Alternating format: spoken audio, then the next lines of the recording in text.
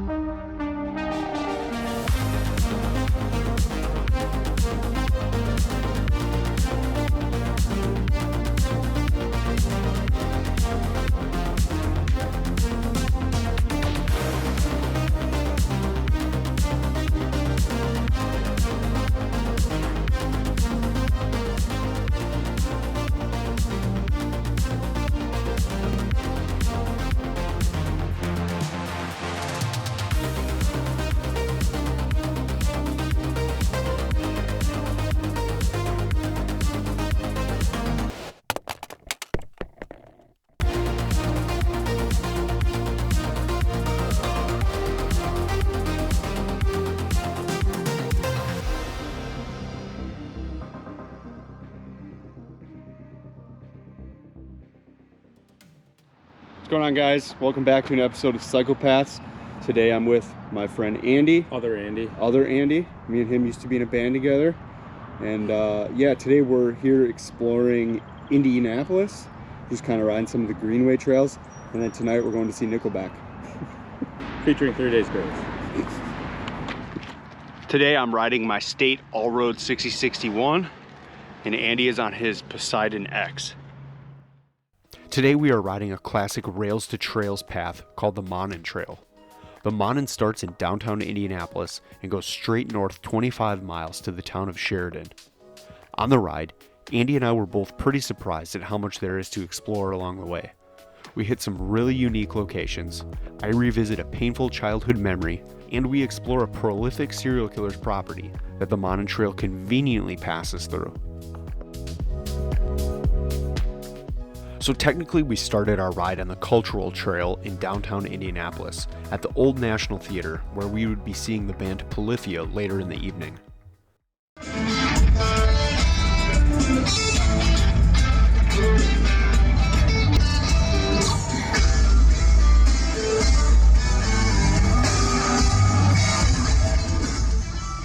Other than all the stoplights and the crosswalks, the Cultural Trail seemed pretty cool.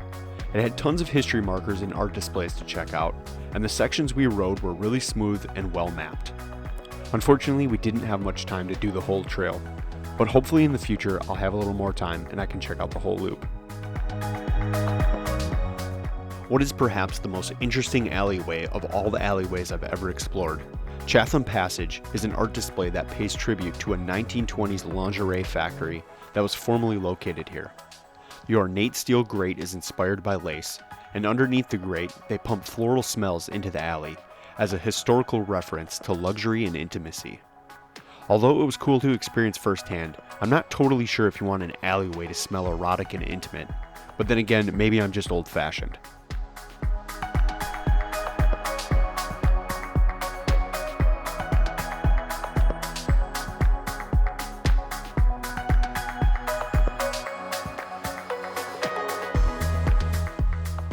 What was once an old Coca-Cola factory, BottleWorks is a really hip and modern luxury hotel. Andy's wife actually booked us a night here, which is really awesome, but we ended up canceling for cheaper accommodations. Now seeing in person though, I kinda wish we didn't. This is the exact kind of place you want to take a date after a trip down Chatham Passage.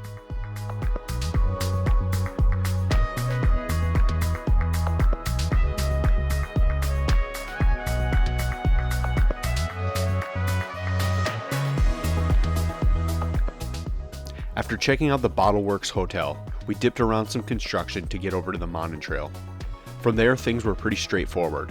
One path for 20 plus miles and the freedom to explore anything we saw along the way.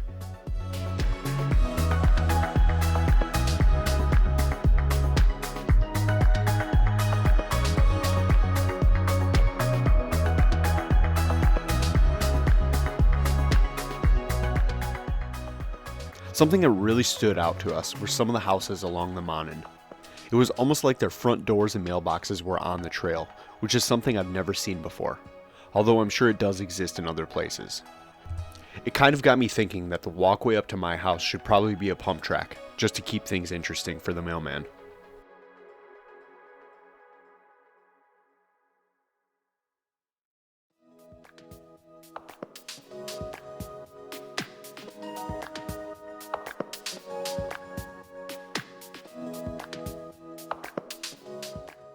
We took a quick detour to check out this abandoned building along the trail, hoping to get some cool pictures and maybe sneak inside, which is something that's got me in trouble in previous episodes. It was also a cool opportunity for me to play around with my new drone, which is something I'm really excited to have in my kit for this series, but something I could definitely use a bit more practice with. The loam tag on the water tower was pretty cool.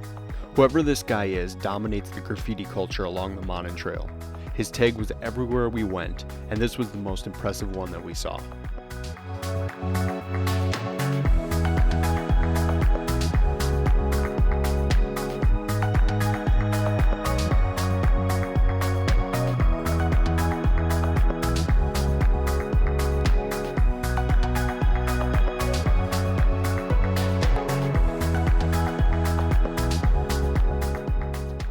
We were able to find this quick little gravel trail that ran parallel to the MONON.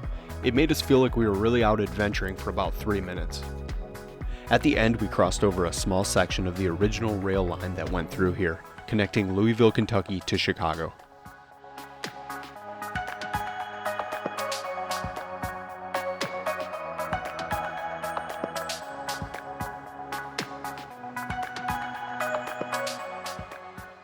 I'm not totally sure what we were doing or saying here because I'm an idiot and have my audio settings off.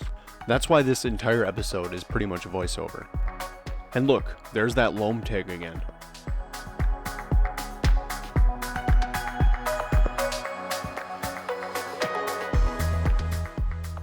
As gnarly as this looked, I just dropped my camera while trying to adjust a few settings. Luckily, everything was good and we carried on. It's hard to do a cycle ride through Indy talking about history without even mentioning Major Taylor. Taylor was the first black cyclist to become a world champion in the year 1899. Even by today's standards, he's still considered one of the greatest sprinters. It may seem like I'm glossing over him and his amazing story, but I actually have something planned in the future that will bring me back to Indianapolis and discuss his story a bit more. I saw on the map that the trail passed along the Indiana State Fairgrounds, and this didn't specifically ring any bells in my head until we passed the property. In 1999, my family attended these fairgrounds for the Amateur Flat Track National Championships. This clip is more recent, but this is a famous crash from these fairgrounds that will give you an idea of what motorcycle flat track racing is if you're unfamiliar with the sport. On the right tracks, the big bikes can hit over 140 miles an hour. So with such close racing, things can obviously go pretty wrong. In 1999, I was slow, so I wasn't racing. But my little brother, who was 6, was pretty fast in the 50cc engine class. He competed in 4 different events and ended up 3rd overall in his class at nationals, and 1st in our state at the end of the year. This was an exciting time for our family, and tons of great memories. Unfortunately, these memories may be a bit tarnished nowadays. My brother passed away in 2013 after taking his own life. So now being back here on this property after almost 25 years really made me feel kind of weird and sad. We should be celebrating his 31st birthday in July, but instead we're marking 10 years without him this June.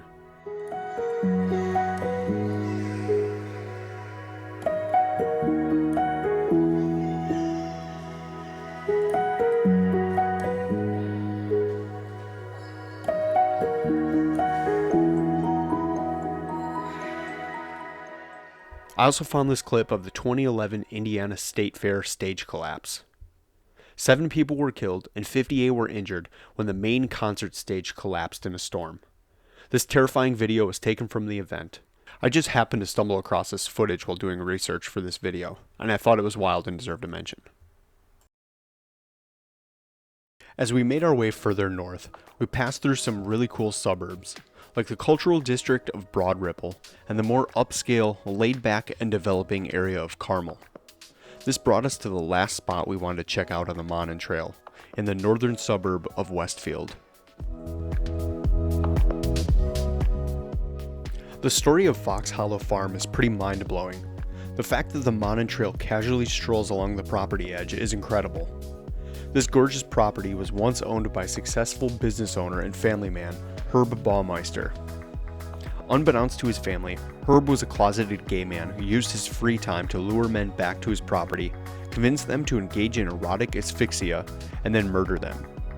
He would scatter the remains of at least 11 victims across the 18-acre property. Baumeister would end up killing himself in 1996 as authorities were closing in on him to avoid being put on trial. As of today, bones are still being discovered by the current owner.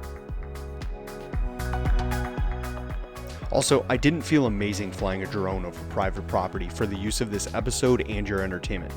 However, with the history of the property, Fox Hollow Farm's current owner has been very gracious to many private paranormal groups, and the property has been well documented. This put me at ease that I wasn't overstepping too many boundaries, like say the CIA, FBI, IRS, NSA, DEA, ATF, you get the idea. If you want to hear an amazing podcast with tons of humor and backstory about Herb and the Fox Hollow Farm, check out the Time Suck Podcast, episode 326.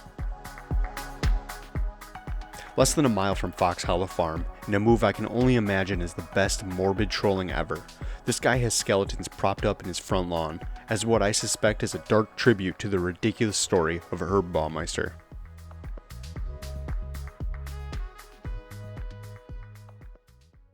Close to the end of our ride, we were able to sneak in a much-needed taste of the woods.